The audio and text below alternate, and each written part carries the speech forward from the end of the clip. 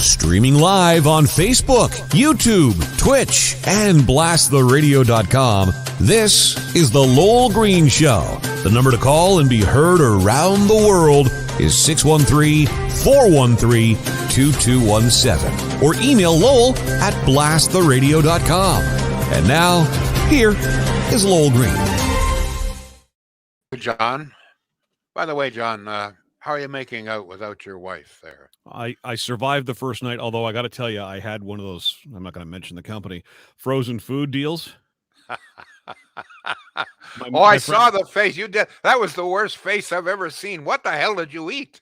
I mean, it was, what was that? Like a chicken casserole, I don't know, burrito thing. Never again. I mean, I'm a good cook. I just don't like cooking for one. So I thought, I'll just grab a little, I've spoiled myself anyway. How's your dog making it? Your dog is great friends with your wife. Is he starting to howl in the night yet? Nope, she's fine so far. But even the dog, by the way, wouldn't eat that last night. So.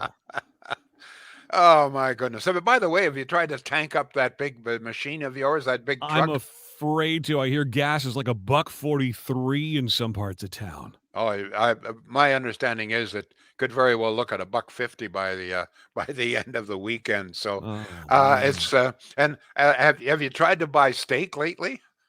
Oh, my no, because I got a lot in the freezer, but I can just imagine. People are asking, okay, we're slowly bankrupting ourselves when we pull up to gas up the old vehicle, when we try to buy a few groceries at the store. I don't know. Sometimes I just wonder where people get the money to put food on the table. Well, obviously, some people aren't able to do it. But the cost of everything is just skyrocketing.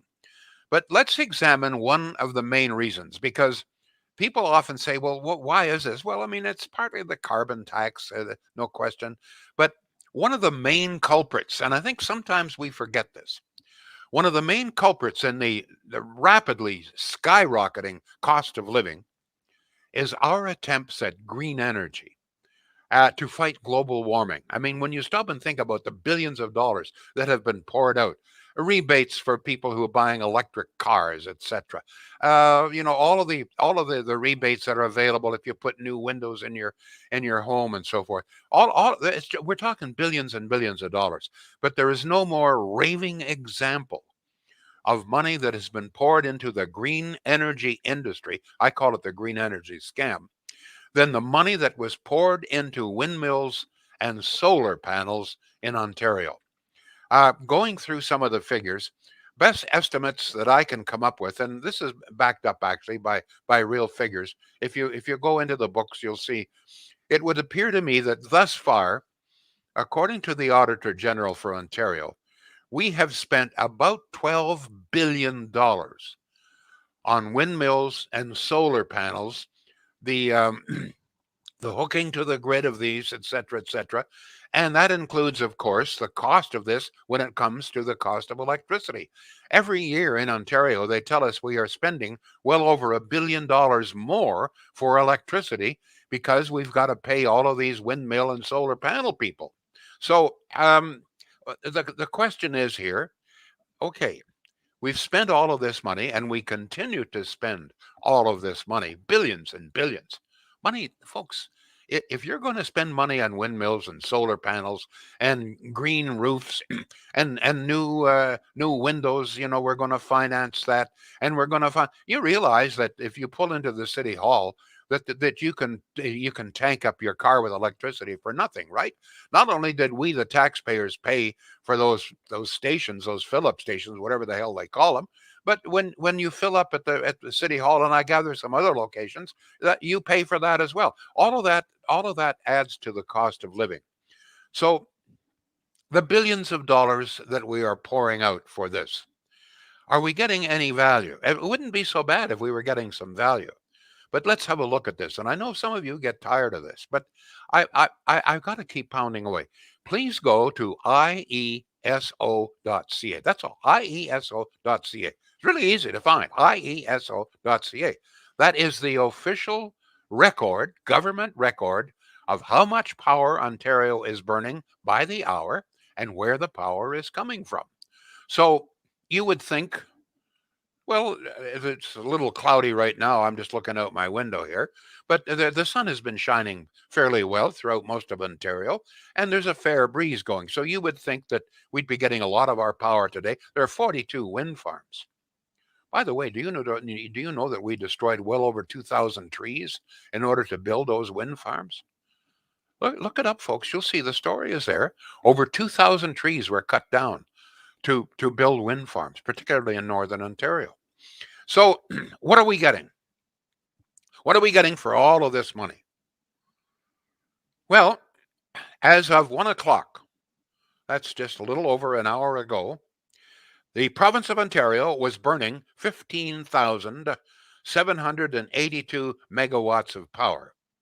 15,782. That's about average for this time of year in this climate, okay? So what power are we getting from these 42 giant wind farms? What kind of power? Don't forget, 15,782 megawatts is what we're burning. 42 wind farms, over 2,000 trees, cut down, billions of dollars for do this. What are we getting today? Well, at 1 o'clock, it was 200 megawatts. That's about 1%. Solar, now at noon today, solar was producing only about 200 megawatts, but it's really shot up. The sun is really shining. Now it's 302 megawatts of 15,782. So combined, right now at 1 o'clock, your money, billions, billions, billions, billions. Every time you go to the supermarket and pay more, part of that money is going for windmills and solar panels. When you tank up your car at $1.50, $1.60, $1.70, whatever it is per liter of gas, good chunk of that money is going to pay for windmills and solar panels, et cetera, et cetera, et cetera. So what are we getting? Well, as of 1 o'clock today, wind and solar combined, billions of dollars, about 2.5%. Yesterday, it was really, really pumping out yesterday. Yesterday, the average at noon was 2.8%. And that's about average. There are some days when wind may pump out 8, 9%. That's about the maximum that we can get. But on most, I would say 90% of the time, wind and solar combined, summer, winter, spring, and fall, wind and solar combined providing less than 5%. And they're bankrupting you at the gas pumps and the grocery store to pay for this. Have a look at your electrical bill. It's estimated that 30 to 40% of that is to pay for wind and solar. Right now, I repeat, about 2.5%. Yesterday, 2.8%. The day before that, it was under 3%. Are we getting value? You know what I think? I think that Kathleen Wynne, George Smitherman, Dalton McGuinty, the people who boasted that they were going to revolutionize energy in this province and brought this to us, scandalous. I think they should bloody well be in jail. If you got any thoughts on that, one of the reasons that I keep pounding away at this is I think it's so vital, because people saying, well, how come the cost of everything is going up? Well, I'm going to tell you, folks, that we're going to pour out billions and billions of dollars on this stuff. Somebody's got to pay for it. And you know who the somebody is? It's you. Every time you turn around and buy something, part of that money goes to pay for windmills, solar panels, for free electricity, for millionaires' cars, et cetera, et cetera, et cetera. It's money that, so far as I know, money does not grow on trees. One of the reasons that I stress this, maybe some of you say too often, I have a very good friend, a dear friend, a lovely friend. He's a staunch conservative, has worked with me on campaigns in the past. And we were discussing the other day, and he came up with, I thought, an astounding statement saying, I think we got to get out of fossil fuels. I think the future is wind and solar. And I said to him, Rick, have you any idea how little power is being generated? He didn't.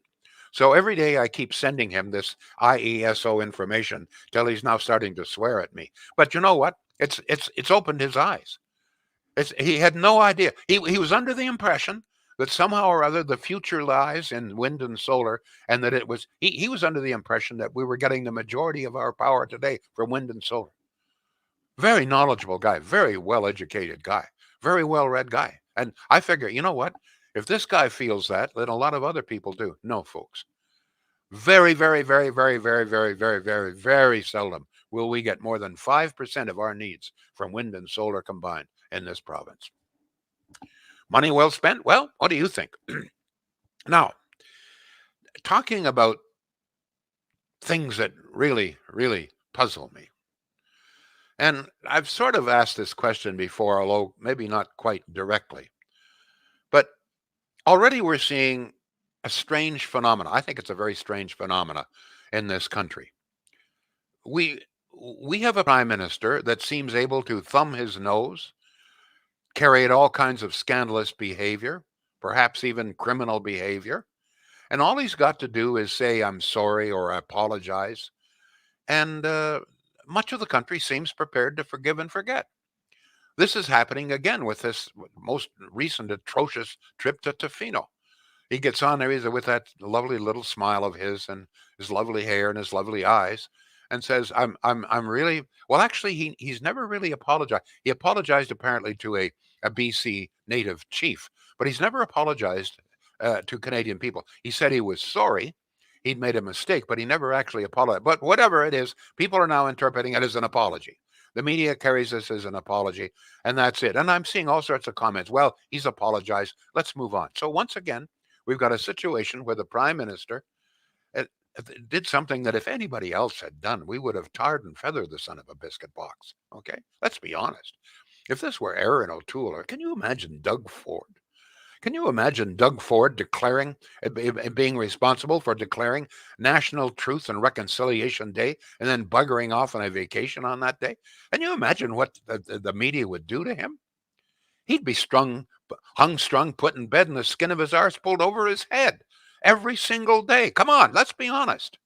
But Trudeau, so what puzzles me is what is it? What magic elixir has this guy got that we seem, or so many of us seem, prepared to forgive and forget, particularly women? I'm sorry, I'm not picking on women, but you all know that for every man who votes for the guy who likes him, there are about 2 women. I don't understand it. Is it just as simple as his appearance? Say, from what women tell me, he's a very handsome guy. Is that all it is? Is this so-called charisma? Is that? I, but we've had other charismatic people before running this country, or politicians, and they could never have gotten away with what this guy. Have any of you any idea what it is about Trudeau? I don't understand it. If you have any ideas, what do you think it is? Is it looks? Excuse me. Is it his hair? His smile? Is it his policies? Is it his policies? Is it his actions? Is that what it is? Does he remind women of a guy that they once had a crush in as a child? I don't know. Does he make older women feel motherly? I don't know. Does he make older women feel sexy? I don't know. I'm not an older woman. I'm not even a woman, for God's sake. Although my understanding is I could change my sex if I wanted to. But anyway, that's a different story. Probably not one we should get into on this program. That's my Wednesday night show here on Blast the Radio. And we should also remember that all kinds of men, plenty of men, line up to support this guy as well. I'm getting Facebook. I mean, Facebook is just filled with comments. Oh, let's move on now. Time to move on. He's apologized, etc., etc. And I even get people saying, "Oh, I feel sorry for the guy. He really didn't know." I mean, this thing was planned for weeks before. And one of the, by the way, when we're talking about this, and I'm still looking for somebody to explain to me what it is about this guy that, it just seems to roll off. They call him the Teflon man. Well, what is the Teflon? I don't get it. But one of the things, once again, here we go with a very, I think, lazy, irresponsible media. The media is reporting he apologized, which he actually did not. But it seems to me that perhaps the most egregious thing that's happened here are the lies. And the media is not dwelling on this. I haven't heard anybody say or ask him, well, we understand that you took this vacation and you're sorry it was a mistake, but why did you lie about it? I mean, your itinerary said that you were working in your office, in private meetings in your office when you were in the air, flying to Tofino. No, not one single reporter that I have seen has asked him that question. Did you know? You know, the question, if I were the reporter, the first thing I would ask him is, Mr. Prime Minister, did you know that when you were in the air on the way to Tofino for a well planned vacation, you must have planned this for some time, did you know that your itinerary stated that you were in your office in Ottawa? Did you know that, sir? And whether, I don't know if he would answer it, but the question should be asked. And if he says, yes, he did know it, or didn't know it, well, then, so your office took it upon itself to do this, sir? You didn't instruct them? I mean, those are the questions this should be. But they have, I mean, maybe it's the media. Maybe it's the media, just, which I don't understand. Why do they let him off the hook like this? I don't get it. John, we've got some text coming in, I'm sure. We do. Lots of conversations, lots of balls in the air. Listen, can I just throw in? I mean, remember when Jagmeet Singh, he was being interviewed on Quebec television and he took off his turban and his hair came down and he looked like Fabio. Ladies lost their mind on my social media when I posted Really? that video. Yeah. So, I mean, he's a good looking guy too. Yeah, he's a good looking guy. So I don't know. I mean, why are they not giving Jagmeet Singh the same attention if he's, if his hair is so gorgeous and stuff? I don't understand it, Lowell. I really don't. Here we go. Nina says, Tom Mulcair believes Trudeau is getting ready to step aside. That's why Freeland was with him for yesterday's speech. He's been elected 3 times now, and it's time to hang up his skates before his skates are hung up for him. I don't believe it for a moment. I don't think his ego will allow him. I mean, if you see him, if you understand some of the things that he's done now, I mean, he's on an ego trip now. He's been elected for the 3rd time. He's prime minister. He can do whatever he wants. He's got the NDP in his pocket, and he knows he can do bloody well anything that he wants. Besides which, narcissistic people never believe really that they have done anything wrong, really. And they also believe that everybody loves them and that the world circulates around him. And he's very narcissistic. Everybody agrees with that. He's almost psychopathic, as a matter of fact. And I don't agree with Mulcair or anybody else who says, oh, he's ready to step down. I will eat my shirt. In fact, I'll even eat. What the hell was that meal that you had that was so terrible? I think you'd rather eat your shirt. All right, I'll go with my shirt if he steps aside. By the way, before we go to, I better get a good word in here from my good friends at Shields. Don't forget, folks, that people are urging everybody to shop local if you can. But still, and I've said this before, every time I drive by big box store, I see the parking lot jammed, including, by the way, on Truth and Reconciliation Day. Okay, there are some items that I understand that you want to get from the big box. I understand that. I've shopped at the big box store myself. But you know what? When it comes to appliances, you have a dealership in Pakenham that has all the appliances in stock. You don't have a long wait. Prices that are very competitive, in many cases lower. You also have a firm that has been in the same family since 1947, local, not only Canadian, but local as well, and family owned. If you can get the same price or a better price, faster delivery, friendlier service, and deal locally, why would you go elsewhere? That's what a number of people are beginning to agree with me, and I thank you very much. Shields, if you want to save money, you want that appliance quickly delivered to your house, if you want to deal with really friendly people, honest people, you can't beat Shields. Shields.ca. John, more emails here, texts? Absolutely. We're on Twitch, we're on Twitter, we're on YouTube, we're on Facebook, of course. Your comments, as I see them, I do put them up on the screen for people to read, which doesn't help people listening on the radio, of course. But they're there nonetheless. Barry texts in at 613-413-2217 on a couple of things. He says, Lowell, I've been saying for years now that Dalton McGuinty should be in jail as well for his team of marauders, for all the ripoff scams they came up with. And I'd like to know how much money is in their Swiss bank accounts. He also says Trudeau cannot brush his hair now. How do you expect him to know when important dates should be No, but my done? question is, I know a lot of people are going to comment, oh, well, he's this, that. But what I'm looking for is some ideas as to what the attraction is. Because I don't think very many of you will disagree that if this was anybody else doing even a half of what he has done, he'd be booted out. He would no longer be in the public eye. Talk about Bev Oda, who lost her job, was disgraced from coast to coast for a $16 glass of orange juice. But so what?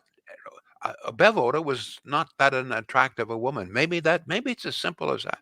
Maybe it's just that he's very attractive and you will forgive attractive people of anything. I don't know if anybody's got any ideas, particularly women. I just don't understand why so many women are once again prepared to forgive and forget this guy. John, go ahead, please. Well, how many times have we had this conversation on the show? Easily a dozen, right? Yep. In the year or so that we've been together doing the show. Yep. We finally have a female answering the question. Good. Sherry says very honestly she voted for him for his looks. Now, she also says, I voted for him for his looks at first. He's not good looking to me anymore. I can't stand him now. So, but that's what attracted her in the first place. So Mary's a little fickle here. First honest answer we've got, though. Thank you. Listen, I put it out there on my social media too. Just anybody give me an answer. I'll keep you anonymous. I just want to know. Nobody. Well, you know what? I appreciate that. I suspect that, particularly in that first election, that I think there was a couple of things. He portrayed himself as this bright, young, sunny son. Remember his sunny days, my friend, sunny days. And I think that a lot of people, particularly women, were really attracted. And I can understand that. What really concerns me is that after all of the foibles, all of the scandals, the groping, his treatment of strong women, Jody Wilson-Raybould, et cetera, et cetera. This what I don't understand is how can women still support him, including, by the way, women in his own caucus. I don't understand how intelligent, strong women can sit in the Liberal caucus knowing what they do about their leader. I don't get it. If anybody does, please let me know. John. I believe I identified the wrong person. Sherry, I apologize. It was Sherry, go ahead. Oh, sorry. Okay. To text 613-413-2217. Trudeau has the name. Mainstream left-wing media and people like his father and like him. They will continue to give him a pass regardless of what he does. So you think it's just the name? There's no question that the name played a major role in his winning the leadership to begin with. I don't deny that whatsoever. But I guess once again I repeat, after everything that he has done, I still don't understand why people can support him, particularly women. If I was a woman and have seen what he has done to other strong women, I mean, I could not possibly support him. I could not possibly vote with him in the House. I could not. But what do I know? Go ahead, John. I remember at his father's funeral when he spoke, and the buzz then was, wow, if that's not prime ministerial material right there, I don't know what is. And look, they were right. Remy says, best of the worst. I think a lot of people vote Trudeau because the believe the alternatives are evil, or they believe the alternatives are evil. Sorry, Remy. It's not so much a vote for him, it's a vote against the opposition. Interesting. Mike says, couldn't simply be the Trudeau name and people still associate him with his father. Nina says, I think it's on the shirt tails of his father, and his walk on the beach was the same as his father's walk in the snow before his decision to leave Parliament. To text, nothing sticks to Trudeau. Most Liberal voters don't care about his actions and morals. They just vote him in to get his handouts. I was happy to hear Rob Snow mention he thinks Trudeau was disengaged yesterday in his press conference and let Chrystia handle most of it. I think he may take a walk in the snow and hand the reins over to Chrystia. Maybe the women voters won't like her hair and smile. Lori, people tell me what's the alternative. The other ones don't give as much. And Christina just posted a second ago. She says, I think it's partially his celebrity. A man that I know said before the first election that when Trudeau shook his hand, he really made him feel special with his charisma and how he was attentive to him. I think it's the buying votes with cheap daycare and handouts. Some women are also fearful of cuts that they think conservatives will make. I I'm not so sure. To me, there's something else.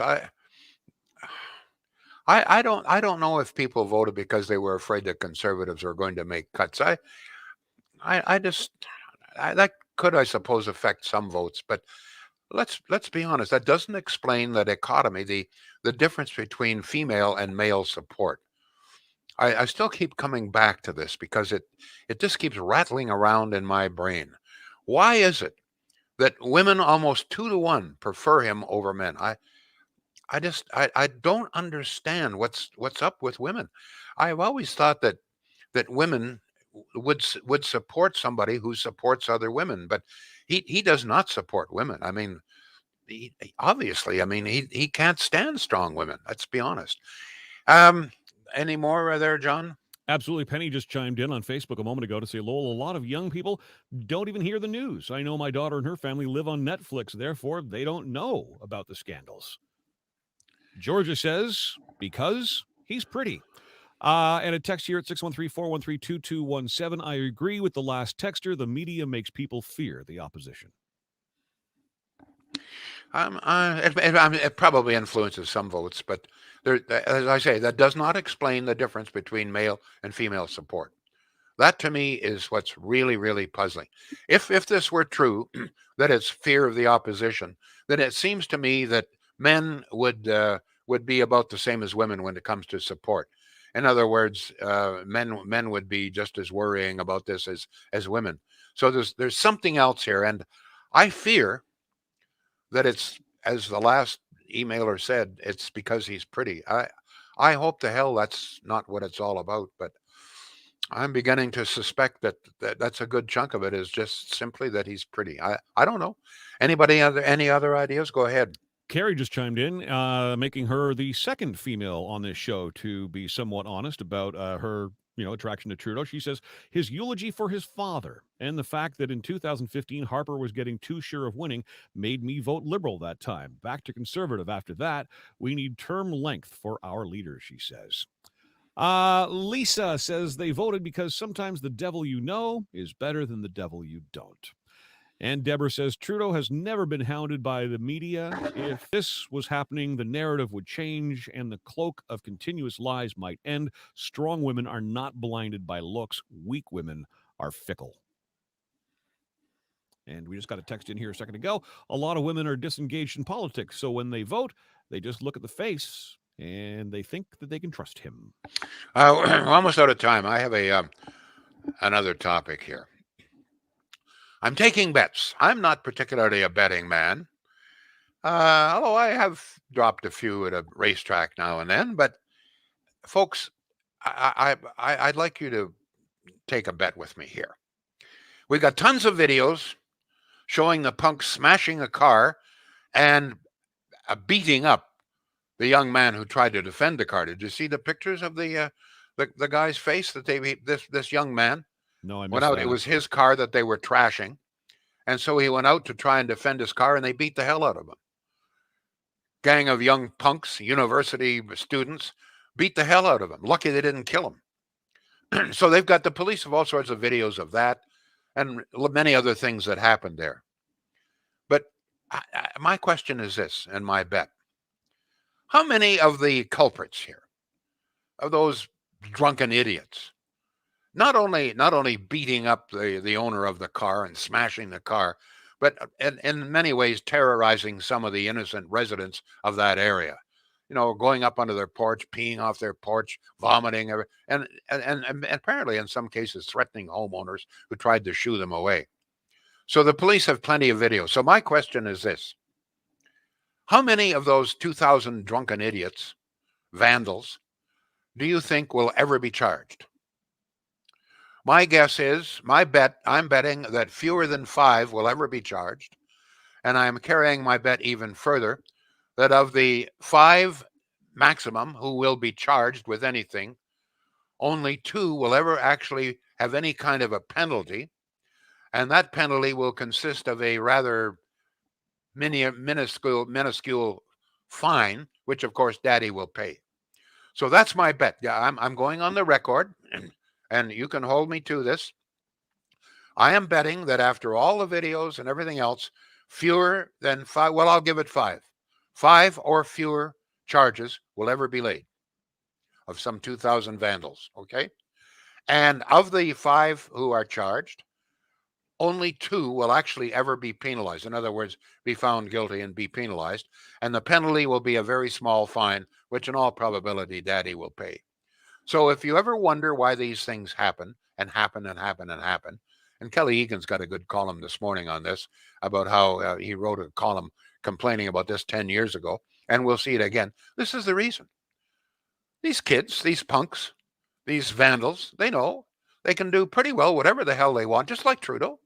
They can do anything they want, and nothing is ever going to happen. I mean, for many of them, not them all, but for many of them, there have never been any consequences. Their bad behavior has never been penalized by parents or anybody else. And so they go out there, they smash a car. They knew bloody well, we're going to smash this car up. We're going to beat the crap out of this poor bugger. And nothing's ever going to happen to us. There'll be no punishment. There's never been punishment in the past. That's the reason. And that's the reason that we have a growing regime of crime in this city, in this province, and in this country. Remember, it's my rule, and it's an accurate rule. The softer you are on crime, the more crime you will have. The tougher on crime you are, the less crime you will have. Thank you all. And if you're Trudeau, you can commit any crime and nothing will ever happen, not even a fine. Thank you all. We'll be back. The Lowell Green Show is seen and heard live around the world at 2 p.m. Eastern. Connect with us online at blasttheradio.com/Lowell Green.